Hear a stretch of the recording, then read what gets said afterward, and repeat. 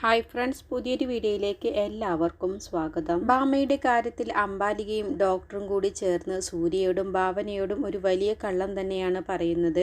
Surrogacy വഴി സൂര്യയുടെയും ഭാവനയുടെയും കുഞ്ഞിന് ഗർഭം ധരിച്ചു എന്ന് പറയുകയാണ്. അങ്ങനെ അംബാലിക മനസ്സിൽ ഓരോന്ന് കണക്ക് കൂട്ടുകയാണ്. അംബാലികയുടെ മനസ്സിൽ ആ സമയത്ത് ഭാവനയെക്കുറിച്ച് ചിന്തിച്ചു കൂട്ടുന്നത്, നിന്നെ ഞാനൊരു പാഠം പഠിപ്പിക്കും, ഇത് ദൈവമായിട്ട് എനിക്ക് തന്ന ചാൻസാണ് എന്നൊക്കെ അംബാലിക ഭാവനയെക്കുറിച്ച് ചിന്തിക്കുക. അങ്ങനെ ഭാവനയ്ക്കും സൂര്യയ്ക്കും സംശയം വരികയാണ് കേട്ടോ.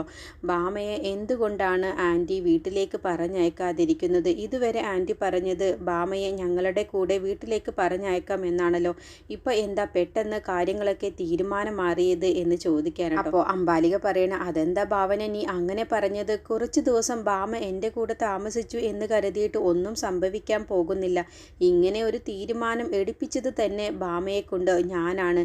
പിന്നെ എന്തിനാണ് നിങ്ങൾ എന്നെ സംശയത്തോടു കൂടി നോക്കുന്നത്? ഞാനും രണ്ടു പിള്ളേരുടെ അമ്മയല്ലേ, അതുകൊണ്ട് ഭാമയെ നല്ലതുപോലെ നോക്കിക്കൊണ്ട് എന്ന് പറയുമ്പോൾ അതിന് ആൻറ്റിക്ക് കഴിയില്ല. ഞങ്ങളുടെ വീട്ടിലാവുമ്പോൾ ഒരുപാട് പേരുണ്ടല്ലോ, കുഞ്ഞിനെ നോക്കാനും ഭാമയെ നോക്കാനൊക്കെ ആളുണ്ട്. ആൻറ്റിക്ക് തന്നെ സുഖമില്ലാത്തതല്ലേ, ആൻറ്റിയുടെ വീട്ടിൽ ആരുമില്ലാത്തതല്ലേ എന്ന് ചോദിക്കുമ്പോൾ എൻ്റെ വീട്ടിൽ എൻ്റെ അരുന്ധതി മോളുണ്ട്. അപ്പം പിന്നെ നിങ്ങൾ എന്തിനാണ് പേടിക്കുന്നത്? ഞങ്ങൾ ഭാമയെ നല്ലതുപോലെ തന്നെയാണ് നോക്കുകയുള്ളൂ എന്ന് പറഞ്ഞ് വാശി പിടിക്കുകയാണ് കേട്ടോ. ആ ഒരു വാശി പിടിക്കലൊക്കെ കാണുന്ന സമയത്ത് സൂര്യയ്ക്കും ഭാവനയ്ക്കും ഒരുപാട് സംശയങ്ങളൊക്കെ വരുന്നുണ്ട്. പക്ഷേ അതൊന്നും അംബാലികയുടെ മുഖത്ത് നോക്കി പറയാൻ കഴിയാത്തത് കൊണ്ട് തന്നെ ഭാവന അതെല്ലാം ക്ഷമിക്കുകയാണ് കേട്ടോ. എന്നിട്ട് സൂര്യ പറയാണ്, ഇനി ഇതിനെ കുറിച്ച് കൂടുതൽ സംസാരിക്കേണ്ട.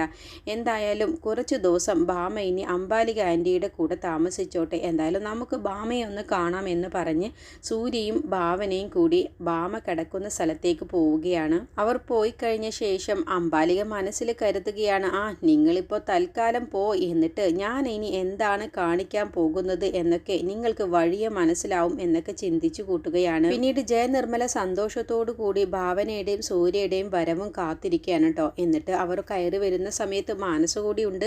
അപ്പോൾ മാനസയും സന്തോഷിക്കുന്നുണ്ട് കേട്ടോ. ആൻറ്റി ഇപ്പോൾ ഇന്ന് നല്ല സന്തോഷത്തിലാണല്ലോ. ആൻറ്റി മനസ്സിൽ ചിന്തിച്ചതുപോലെ കാര്യങ്ങളൊക്കെ നടക്കാൻ പോവുകയല്ലേ. ആൻറ്റി ഇനി ഒന്നുകൊണ്ടും വിഷമിക്കണ്ട എന്നുള്ള കാര്യമൊക്കെ സംസാരിക്കുക കേട്ടോ. ആ സമയത്താണ് ഭാവനയും സൂര്യയും അവിടേക്ക് വരുന്നത്. അപ്പോൾ എന്തായി മോളെ കാര്യങ്ങൾ എന്ന് ജയനിർമ്മല ചോദിക്കുകയാണ് കേട്ടോ. എല്ലാ കാര്യങ്ങളും നല്ലതുപോലെ നടന്നു. പക്ഷേ ഭാമയെ ഞങ്ങളുടെ കൂടെ വീട്ടിലേക്ക് വിട്ടില്ല. അംബാലിക ആൻറ്റി വീണ്ടും വീട്ടിലേക്ക് തന്നെ കൊണ്ടുപോയി എന്ന് പറയുമ്പോൾ അങ്ങനെ സമ്മതിക്കരുതായിരുന്നു. അംബാലിക എന്തൊക്കെയോ മനസ്സിൽ കണക്ക് കൂട്ടിയിട്ടാണ് ഇങ്ങനെ ചെയ്യുന്നത്. നമ്മളോടൊക്കെ ആദ്യം പറഞ്ഞത് ഭാമയെ വീട്ടിലേക്ക് പറഞ്ഞയക്കാം എന്നാണല്ലോ. ഇപ്പം എന്താ പെട്ടെന്ന് തീരുമാനം മാറിയത്? ഇതിൽ എന്തോ ഒരു ചതിയുണ്ട്. അംബാലികയുടെ യഥാർത്ഥ സ്വഭാവം എനിക്ക് നന്നായിട്ട് തന്നെ അറിയാം. ഭാമയെ വെച്ച് പൈസ ചോദിച്ചപ്പോഴേ എനിക്ക് മനസ്സിലായതാണ് അത്. അതുകൊണ്ട് തന്നെ നിങ്ങൾ ഇക്കാര്യം സമ്മതിച്ചു കൊടുക്കരുതായിരുന്നു എന്ന് പറയുമ്പോൾ അംബാലിക ആൻറ്റി എന്തെങ്കിലും മനസ്സിൽ ഉദ്ദേശിച്ചിട്ടാണ് ഇങ്ങനെ ചെയ്യുന്നതെങ്കിൽ ഇനി അംബാലിക ആൻറ്റിയെ ഞാൻ വെറുതെ വിടാൻ പോകുന്നില്ല. ഈ ഭാവനയുടെ യഥാർത്ഥ സ്വഭാവം എന്താണെന്നുള്ളത് അംബാലിക ആൻറ്റി അറിയാൻ പോകുന്നതേ ഉള്ളൂ. അതുകൊണ്ട് ഒരു പ്രശ്നം ഉണ്ടാക്കാൻ സാധ്യതയില്ല. അഥവാ അങ്ങനെ വല്ല ദുരുദ്ദേശവും അംബാലിക ആൻറ്റിയുടെ മനസ്സിലുണ്ടെങ്കിൽ അവരെ ഞാനൊരു പാഠം പഠിപ്പിക്കും. ആൻറ്റി ഒന്നുകൊണ്ടും വിഷമിക്കേണ്ട എന്ന് പറഞ്ഞ് ജയനിർമ്മലയെ സമാധാനപ്പെടുത്തുകയാണ് കേട്ടോ ഭാവന. എന്നിട്ട് സൂര്യയും ഭാവനയും റൂമിലേക്ക് പോവുകയാണ്. അപ്പോഴൊക്കെ ജയനിർമ്മലയ്ക്ക് നല്ല ടെൻഷൻ വരുന്നുണ്ട് കേട്ടോ. അവൾ എന്തെങ്കിലും ദുരുദ്ദേശം വെച്ചിട്ടാവുമോ ഇങ്ങനെയൊക്കെ ചെയ്യുന്നത് എന്നുള്ള ആ ഒരു വിഷമം വരുന്നുണ്ട്. അപ്പോൾ മാനസ പറയാണ്, ആൻറ്റി ഇങ്ങനെ വിഷമിക്കേണ്ട, എല്ലാം ഭാവന തന്നെ നോക്കിക്കോളും, ആൻറ്റി ടെൻഷൻ ആവാതിരിക്കുക എന്നൊക്കെ പറഞ്ഞ് മാനസ ജയനിർമ്മലയെ സമാധാനപ്പെടുത്തുകയാണ്. പിന്നീട് ഭാവന നേരെ ഗായത്രിയുടെ ഫോണിലേക്ക് വിളിക്കുകയാണ് കേട്ടോ. എന്നിട്ട് ചോദിക്കുകയാണ്, അമ്മേ ഭാമ എങ്ങാനും അമ്മയ്ക്ക് വിളിച്ചിരുന്നോ എന്ന് ചോദിക്കുമ്പോൾ അതിന് ഭാമ നിൻ്റെ കൂടെയല്ലേ, നിങ്ങൾ രണ്ടുപേരും കൂടി ചേർന്നല്ലേ വീട്ടിലേക്ക് വരാമെന്ന് പറഞ്ഞത്, എന്നിട്ടെന്താ നീ അങ്ങനെ ചോദിച്ചത് എന്ന് പറയുന്ന സമയത്ത് ഭാവന കാര്യങ്ങളൊക്കെ പറയുകയാണ് കേട്ടോ. അത് കേൾക്കുന്ന സമയത്ത് ഗായത്രിക്കും സംശയം വരികയാണ്. അപ്പോഴത്തേക്കും മായ വരുന്നുണ്ട്. അപ്പോൾ മായൊക്കെ ശ്രദ്ധിച്ച് കേൾക്കണം കേട്ടോ. ഇതെന്തോ പ്രശ്നമുണ്ടാവാൻ പോകുകയാണല്ലോ എന്നുള്ള ഭാവത്തിൽ. അപ്പോൾ ഗായത്രി പറയണേ, നീ എന്തിനാണ് സമ്മതിക്കാൻ നിന്നത്? അംബാലികയെ ഒട്ടും തന്നെ വിശ്വസിക്കാൻ കഴിയില്ല. കാരണം ആ പെൺകൊച്ചിനെ അവിടെ ഇട്ട് കഷ്ടപ്പെടുത്താൻ വേണ്ടിയിട്ടാവും അംബാലിക ഇപ്പോൾ അവിടേക്ക് കൊണ്ടുപോയത്. നീ എന്തിനാ മോളെ സമ്മതിക്കാൻ നിന്നത് എന്നൊക്കെ ഭാവനയോട് ചോദിക്കാണ് കേട്ടോ. അപ്പോൾ അമ്മേ, അതിന് ഞങ്ങൾ ഒരുപാട് തവണ സംസാരിച്ചതാണ്. പക്ഷേ അതിനൊന്നും അവർ കൂട്ടാക്കുന്നില്ല. അവരെന്തെങ്കിലും മനസ്സിൽ ഉദ്ദേശിച്ചിട്ടാണ് ഇങ്ങനെ ചെയ്യുന്നതെങ്കിൽ അവരെ ഞാൻ വെറുതെ വിടില്ല എന്ന് ഭാവന പറയുകയാണ്. നീ ഇക്കാര്യം എന്തായാലും അബിയെ വിളിച്ച് പറഞ്ഞേക്ക് എന്ന് പറയട്ടോ ഗായത്രി. ആ സമയത്ത് അബിയെ ഞാൻ വിളിക്കുന്നുണ്ട്, തോന്നുന്നുണ്ട്. 2 ദിവസം കൂടി കഴിയട്ടെ എന്ന് കരുതിയിട്ടാണ്. ഈ സമയത്ത് അവനെ വിളിച്ച് വെറുതെ ടെൻഷൻ ആക്കണ്ട എന്ന് കരുതിയിട്ടാണ്. എന്തായാലും അമ്മ ഇനി ബാമ വിളിച്ചിട്ടുണ്ടെങ്കിൽ അപ്പം തന്നെ എന്നെ ഒന്ന് വിളിക്കണം എന്നും പറഞ്ഞ് ഫോൺ വെക്കുകയാണ്. അപ്പോൾ ഗായത്രി മായയോട് പറയുകയാണ്, കണ്ടില്ലേ അംബാലിക എന്തോ മനസ്സിൽ ഉദ്ദേശിച്ചിട്ടുണ്ട് എന്ന് ഞാൻ അപ്പോഴേ പറഞ്ഞില്ലേ. സേതുവിൻ്റെ സംശയം ശരി തന്നെയാണ്. അല്ല എന്നുണ്ടെങ്കിൽ ഇപ്പോൾ അവർക്ക് പെട്ടെന്ന് ഇങ്ങനെ ഒരു മനംമാറ്റം വരേണ്ട ഒരു ആവശ്യവുമില്ല. ഇതിലെന്തെങ്കിലും ചതി നടത്താനാവും എന്നൊക്കെ ഗായത്രി മായയോട് പറയട്ടോ. അപ്പോൾ മായ പറയുന്നുണ്ട്, എനിക്കും തോന്നുന്നുണ്ട് എന്താ ഇനിയിപ്പോൾ ചെയ്യാൻ പോവുക, അബിയെ വിളിച്ച് കാര്യം പറയുന്നതല്ലേ നല്ലത് എന്നൊക്കെ ചോദിക്കുമ്പോൾ അവനെ വിളിക്കട്ടെ, എന്നതിൻ്റെ ശേഷം നമുക്ക് തീരുമാനമെടുക്കാം എന്നൊക്കെ ഗായത്രിയും മായയും കൂടി പറയുകയാണ്. പിന്നീട് വീട്ടിലെത്തിയ ശേഷം ബാമയുടെ അടുത്തേക്ക് അംബാലിക ചെല്ലുകയാണ് കേട്ടോ. എന്നിട്ട് പറയുകയാണ്, നിന്റെ മുഖഭാവം എല്ലാം തന്നെ കണ്ടു കഴിഞ്ഞാൽ പ്രതാപേട്ടനടക്കം എല്ലാവർക്കും ഈ വീട്ടിൽ സംശയം വരാൻ തോന്നുന്നത് പോലെയുണ്ട്. അതുകൊണ്ട് നീ ഒന്ന് മനസ്സിലാക്ക് ബാമയെ, ഇതിപ്പോൾ നിന്റെ ഏട്ടത്തിക്ക് വേണ്ടി നിന്റെ ഭാവനേച്ചിക്ക് വേണ്ടി നല്ലൊരു കാര്യമല്ലേ നമ്മൾ ചെയ്യാൻ പോകുന്നത്. അതുകൊണ്ട് ഇക്കാര്യം അറിയാവുന്നത് എനിക്കും നിനക്കും മാത്രമല്ലേ. നമ്മൾ ഇങ്ങനെ ഒരു തീരുമാനം എടുക്കുന്നത് കൊണ്ട് ആർക്കു തന്നെയും ഒരു നഷ്ടവും വരാനില്ലല്ലോ. അതുകൊണ്ട് ഒരു കാരണവശാലും നിന്റെ വായിൽ നിന്നും പുറത്തു പോവാതിരിക്കാൻ വേണ്ടിയിട്ടാണ് ഞാൻ നിന്നെ ഇവിടേക്ക് തന്നെ കൊണ്ടുവന്നത്. നീയെങ്ങാനും നിന്റെ വീട്ടിൽ പോയിട്ട് നിന്റെ മനസ്സ് മാറിയിട്ട് എല്ലാവരോടും സത്യം പറയും എന്ന് കരുതിയിട്ടാണ് ഞാൻ നിന്നെ ഇവിടേക്ക് കൊണ്ടുവന്നത്. അതുകൊണ്ട് നീ ഒന്ന് ശ്രദ്ധിക്കണം എന്നുള്ള കാര്യങ്ങളൊക്കെ പറയട്ടോ. അപ്പോഴാണ് അവിടേക്ക് പ്രതാപം വരുന്നത്. അപ്പോൾ അംബാലിക പറയണ, പ്രതാപേട്ടൻ വരുന്നുണ്ട്, പ്രതാപേട്ടന് മുഖം നോക്കിയാൽ തന്നെ സംശയമാവും, അതുകൊണ്ട് തന്നെ നീ ഒന്ന് പിടിച്ചു നിൽക്കുക എന്നൊക്കെ പറഞ്ഞ് അംബാലിക ബാമയെ ഉപദേശങ്ങളൊക്കെ കൊടുക്കാൻ കേട്ടോ. അപ്പോൾ പ്രതാപം വന്നിട്ട് ചോദിക്കുകയാണ്, എന്താ മോളെ, എന്താ നിന്റെ മുഖം വല്ലാതിരിക്കുന്നത്, എന്തു പറ്റി, നീ എന്തുകൊണ്ടാണ് വീട്ടിലേക്ക് പോവാതിരുന്നത്, എന്തെങ്കിലും പ്രശ്നമുണ്ടോ എന്ന് ചോദിക്കാൻ കേട്ടോ. ആ സമയത്ത് ബാമ പെട്ടെന്ന് അങ്ങ് പതറിപ്പോവുകയാണ്. അംബാലികയും പതറുകയാണ് കേട്ടോ. പ്രതാപേട്ടന് വല്ല സംശയവും വന്നോ എന്നുള്ള ഭാവത്തിൽ. അപ്പോൾ അംബാലിക പറയും, എന്ത് പ്രശ്നം, ഇവിടെ ഒരു പ്രശ്നവുമില്ല, പ്രതാപേട്ടൻ വെറുതെ ഓരോന്ന് ചോദിച്ച് ഇല്ലാത്ത കാര്യം പറയണ്ട. ബാമയെ കുറച്ച് ദിവസം ഇവിടേക്ക് കൊണ്ടുവന്നത് അബി പറഞ്ഞിട്ടാണ്. അബി പറഞ്ഞു കുറച്ച് ദിവസം കൂടി ഇവിടെ നിന്നിട്ട് അവളുടെ വീട്ടിലേക്ക് പോയാൽ മതി എന്ന് പറഞ്ഞു, അതുകൊണ്ടാണ് എന്നുള്ള കാര്യമൊക്കെ പറഞ്ഞ് വഴുതി മാറാൻ ശ്രമിക്കാൻ കേട്ടോ. അങ്ങനെ ബാമ പറയണ, അത് തന്നെ അബി പറഞ്ഞതുകൊണ്ടാണ് അച്ഛ എന്ന് വീണ്ടും പരിഭ്രമത്തോട് കൂടിയിട്ടാണ് ബാമ പറയുന്നത്. അപ്പോൾ ബാമയോട് പറയണ, നീ പോയി റെസ്റ്റ് എടുക്കും മോളെ എന്ന് പറഞ്ഞ് പ്രതാപൻ ബാമയെ അവിടെ നിന്ന് പറഞ്ഞയക്കാൻ കേട്ടോ. അങ്ങനെ അംബാലിക പോകുന്ന സമയം പ്രതാപൻ അമ്പെ എന്ന് പറഞ്ഞ് വിളിക്കാൻ കേട്ടോ. അപ്പം തന്നെ അംബാലികക്ക് അങ്ങ് പരിഭ്രമം വരുന്നുണ്ട്. പ്രതാപേട്ടൻ എന്തെങ്കിലും സംശയം വന്നിട്ടുണ്ടാകുമോ എന്നുള്ള ചിന്തയാണ് കേട്ടോ. എന്നിട്ട് ചോദിക്കണം, അല്ല എന്താണ് ബാമ വീട്ടിലേക്ക് പോവാതിരുന്നത്, നീ പറഞ്ഞയക്കാതിരുന്നതാണോ, നിന്റെ മനസ്സിൽ വേറെന്തെങ്കിലും ഉദ്ദേശമുണ്ടോ, ഇതേ അമ്പെ നീ എന്തെങ്കിലും കുത്തിത്തിരിപ്പ് മനസ്സിൽ ഉദ്ദേശിക്കുന്നുണ്ടെങ്കിൽ ഈ പ്രതാപൻ ആരാണെന്നുള്ളത് നീ അറിയും. ഇതുവരെ ഞാൻ നിന്നോട് പെരുമാറിയത് പോലെ ആവില്ല പിന്നീട് ഞാൻ പെരുമാറാൻ പോകുന്നത്.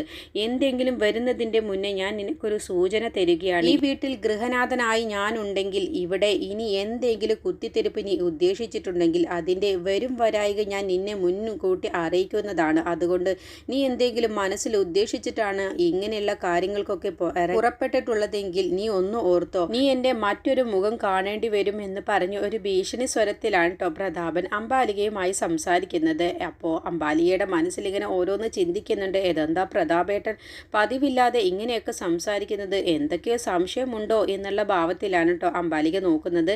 എന്നിട്ട് പ്രതാപം പോയി കഴിഞ്ഞ ശേഷം എന്തെങ്കിലും ആവട്ടെ എന്നും പറഞ്ഞ് ഒരു പുല്ല് വില കൽപ്പിക്കാതെ അംബാലികയും അവിടെ നിന്നും പോവുകയാണ്. അടുത്ത എപ്പിസോഡിൽ ഭാവനയ്ക്ക് സംശയം വന്നതുകൊണ്ട് തന്നെ ബാമയെ അംബാലികയുടെ വീട്ടിൽ നിൽക്കാൻ തീരുമാനിക്കുന്നില്ല കേട്ടോ. അംബാലികയുടെ വീട്ടിൽ നിന്നും ബാമയെ എത്രയും പെട്ടെന്ന് വീട്ടിലേക്ക് തന്നെ കൊണ്ടുപോകണം എന്നുള്ള തീരുമാനം എടുക്കുകയാണ്. എന്നിട്ട് നേരെ അംബാലികയുടെ വീട്ടിലേക്ക് ഭാവന ചെല്ലുകയാണ് കേട്ടോ. ആ സമയത്ത് അരുന്ധതിയാണ് കതക് തുറക്കുന്നത്. എന്നിട്ട് അരുന്ധതി ഭാവനയെ കാണുമ്പോൾ സന്തോഷത്തോടു കൂടി അകത്തേക്ക് ക്ഷണിക്കുകയാണ്. ആ സമയത്തൊക്കെ ഭാമയുടെ മനസ്സിലിങ്ങനെ കുറ്റബോധം കൊണ്ട് തന്നെ ഭാവനയെ കാണുമ്പോൾ സങ്കടത്തോട് കൂടിയിട്ടാണ് കേട്ടോ നോക്കുന്നത്. അപ്പോഴൊക്കെ ഭാവനയ്ക്ക് നല്ല സംശയം വരികയാണ്. ഇവൾക്ക് എന്താ ഇപ്പോൾ തീരെ ഉത്സാഹമില്ലാത്തതുപോലെ, നല്ല വിഷമത്തിലാണല്ലോ എന്നുള്ള ചിന്ത ഭാവനയുടെ മനസ്സിൽ വരുന്നുണ്ട്. അങ്ങനെ ഭാവനയും ഭാമയും അരുന്ധതിയും കൂടി സംസാരിക്കുന്ന ആ സമയത്ത് അവിടേക്ക് അംബാലിക വരികയാണ്. അപ്പോൾ അംബാലികയ്ക്ക് ഭാവനയെ കാണുമ്പോൾ തന്നെ ഇങ്ങനെ പക മനസ്സിൽ വരുന്നുണ്ട് കേട്ടോ. ഇവളിപ്പോൾ എന്തിനാണാവോ ഇവിടെ നിന്നൊക്കെ കെട്ടിയെഴുന്നള്ളിച്ച് വന്നിരിക്കുന്നത് എന്നുള്ള ഭാവത്തിലാണ് നോക്കുന്നത്. എന്നിട്ട് ഭാവന പറയുകയാണ്, ഞാൻ ഇന്ന് തന്നെ ഭാമയെ വീട്ടിലേക്ക് കൊണ്ടുപോവുകയാണ് ആൻറ്റി എന്ന് പറയുമ്പോൾ, അതെന്താ ഭാവന നീ അങ്ങനെ കൊണ്ടുപോകുന്നത്, നിനക്കെന്താ ഇവിടെ നിൽക്കുന്നത് കൊണ്ട് വിശ്വാസമില്ലാഞ്ഞിട്ടാണോ എന്ന് ചോദിക്കുമ്പോൾ, അതൊന്നുമല്ല ആൻറ്റി, ഇവിടെ നിൽക്കുമ്പോൾ അത് ഭാമയ്ക്കും കുഞ്ഞിനും ഒരുപാട് ബുദ്ധിമുട്ടാണ്, അതുകൊണ്ടാണ് എന്ന് പറയുമ്പോൾ നീ ഇപ്പോൾ തൽക്കാലം അമ്മയെ കൊണ്ടുപോയിക്കോ, കുഞ്ഞിനെ കൊണ്ടുപോവണ്ട, കുഞ്ഞിനെ നോക്കാൻ ഞാനും അരുന്ധതിയും ഈ വീട്ടിലുണ്ടല്ലോ എന്ന് പറയണം. അത് കേൾക്കുന്ന സമയത്ത് ഭാവനയ്ക്ക് അങ്ങ് സംശയം വരികയാണ് കേട്ടോ. അതെന്താ ആൻറ്റി അങ്ങനെ പറഞ്ഞത്? അതെന്താ അബിയുടെ കുഞ്ഞല്ലേ, അപ്പോൾ എൻ്റെ പേരക്കുട്ടി ഇവിടെ നിൽക്കുന്നത് കൊണ്ടെന്താ നിങ്ങൾക്ക് എന്താ ഇത്ര ബുദ്ധിമുട്ട് എന്നുള്ള കാര്യമൊക്കെ പറഞ്ഞ് തർക്കിക്കുകയാണ്. അപ്പോൾ ഭാമയോട് ഇന്നലെ തന്നെ അംബാലിക പറഞ്ഞിട്ടുണ്ടാവും, നീ എങ്ങാനും ഈ സത്യം ആരോടെങ്കിലും പറഞ്ഞിട്ടുണ്ടെങ്കിൽ പിന്നീട് ഒരിക്കലും നിനക്ക് നിന്റെ കുഞ്ഞിനെ കാണാൻ കഴിയില്ല. നീ ഇപ്പോൾ നിന്റെ വീട്ടിലേക്ക് പോയാലും നിന്റെ കൂടെ ഞാൻ എൻ്റെ പേരക്കുട്ടിയെ വിടുന്നില്ല, കുഞ്ഞിനെ ഞാൻ ഇവിടെ തന്നെ നിർത്തും. കാരണം നീ എങ്ങാനും അവിടെ പോയി നിന്റെ വീട്ടിൽ പോയി നിനക്ക് സത്യമെല്ലാം തന്നെ എല്ലാവരോടും പറയണമെന്ന് തോന്നും. അതുകൊണ്ട് കുഞ്ഞ് ഇവിടെ തന്നെ നിന്നാൽ മതി.